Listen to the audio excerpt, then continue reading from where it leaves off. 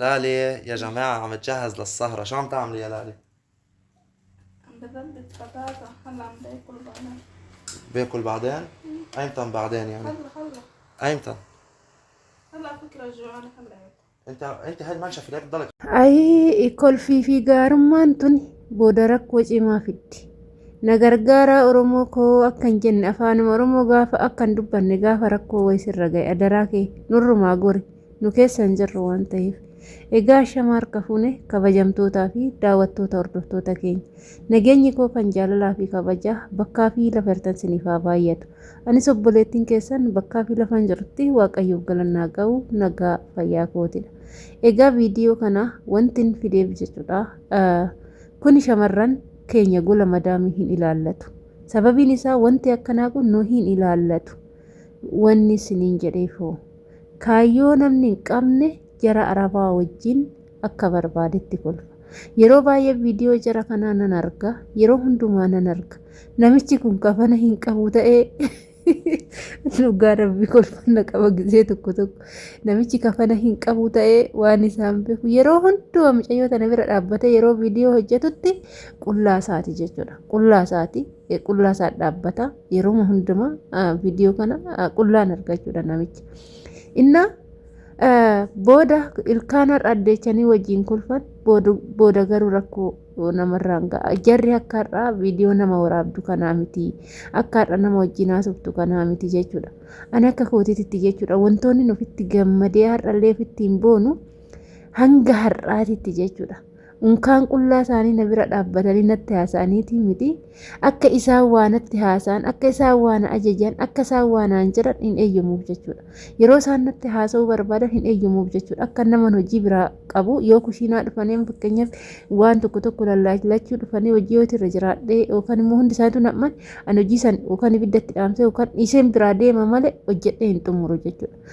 Jara afoo warri dhiiraa mana jiraatan taanaan akkanatti unkaan akkanatti bira dhaabbadhee viidiyoo wajjin hojjechuuf moo yaa rabbii kiyya kaa nan holladhaayyuu malee nan kirkiraayyuu malee maaliif har'a fuulatti kennitee gaafa wajjin kolfitee gaafa isaa wajjin haqaqsitee jarri akka gubbaa addaatanii miti keessi isaanii gurraacha rakkoo sirraan ga'uuf immoo tokkoffaadha jechuudha.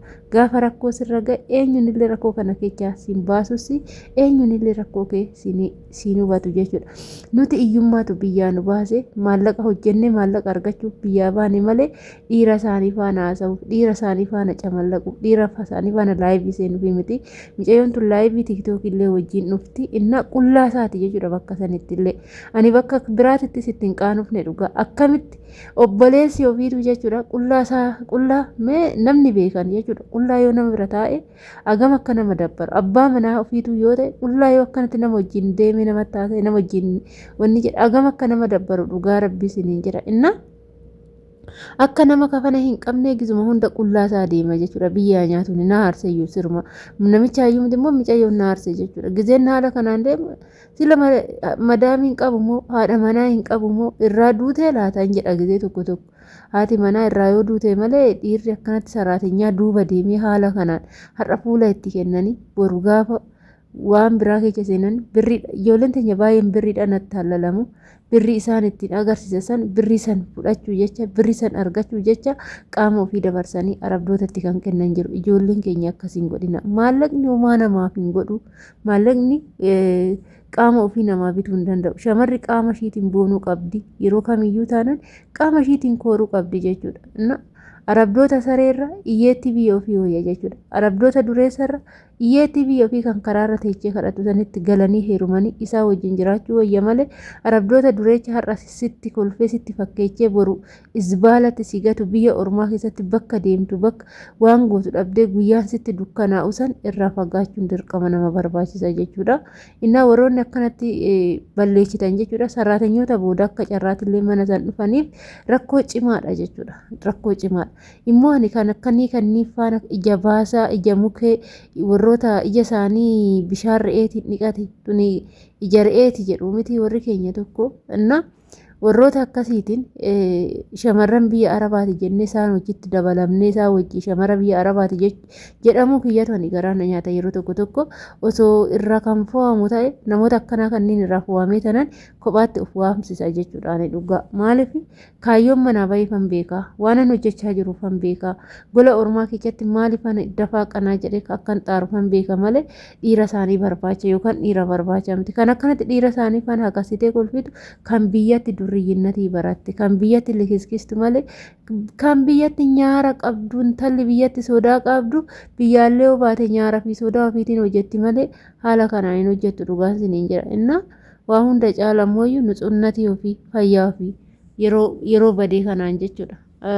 Har'a oduu amma oduu akkana taatu oduu daa'ima wayii garaatti hafee oduu ulfoofte maal gooti daa'ima san gattee galti moo fudhattee galti moo akkama godhumee dhugaa siniin jedha kanaaf adaraa keessan jararraa sirriitti jabeessaatii of eeggannu godhadha aguma fedhesoo ta'e yoo akkanatti ilaalan intalli baay'ee daa'ima xiqqishuu tana jechuudha garuu namicha kan hojii yeroo hundumaa sururuma na jedhe jechuudha namichi kun sururna jedhe dhugaa rabbii bineecha wayinatti fakkaate maali namni kafana gadiin kaawwanne yeroo hundumaa maali namichi salphataan dhugaa rabbii siniin jedhaa miti na akkasii qoshaashan takka takka deebiteet nu ullee isaa wajjin nu waamsisti isaa wajjin nu arrabsiisti dhugaa waa baay'eedha jechuudha baay'ee kabbaadidha hundaafu inna adaraa keessan obboloota koo gizee isaan sinitti dubbachuu barbaadan gizee isaan sinitti haasa'uu barbaadan isaanitti fuula hin kennin isaanitti haasa'uu baanne omaan of hin godhu jechuudha inna gizee isaan waasiin jedhan madaamitti himi madaaminatti haa himtu jedhaani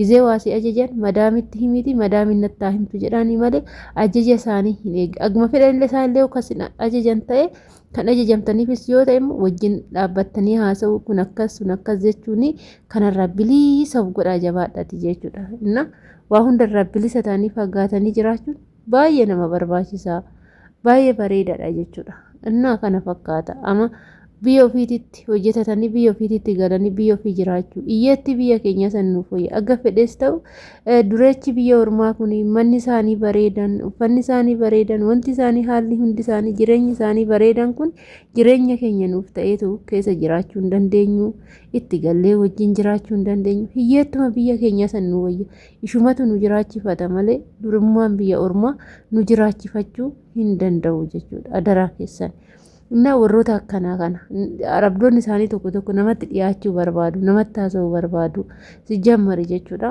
inna isin immoo irrumaa jechuudha ani wanni mana kanatti amma dhugaa dubbachuudhaaf dhiiratu baay'ata haadhatu jira haati ijoollee dhiiraa 4 qabdi mucaan arfaffaan daa'ima waggaa 5 ijoolleen 4 jajjabduudha hangafni faa baay'ee guddaadha garuu waggaa 25 jedhu nama waggaa 50 fakkaata baay'ee guddaadha kuuwwan illee idimeen isaanii amma inni xiqqaan jedhamu 12 garuu waggaa 20 fakkaata namni isaanii idimee fi guddinni isaanii baay'ee gara ta'anii nyaatu ta'anii dhuguu yaada hin qabanii akka barbaadanitti rafu inna isaan san jechuudha ani fuula takka ittiin kennu jechuudha galata waaqayyoo dhugaa rabbii wanna isaan barbaadan nan hojjedhaaf nyaata isaanii nan hojjedhaaf saniin booda nyaata isaanii fixee fi hojii kiyya fixadhe tanan kutaa kootan gala jechuudha yeroo dhufanii na yaamuu barbaadanu karra koonatti bananii osoo hin taane karra koo waan kaa'anii waan akkanaa barbaadan naan jedhu malee karrallee natti hin banani jechuudha fuula akkasii ittiin kennine galata waaqayyoo yookaan immoo bilbilaan sagalee naaf ergu isa san dhaggeeffadhee dhaqee raawwadhaaf malee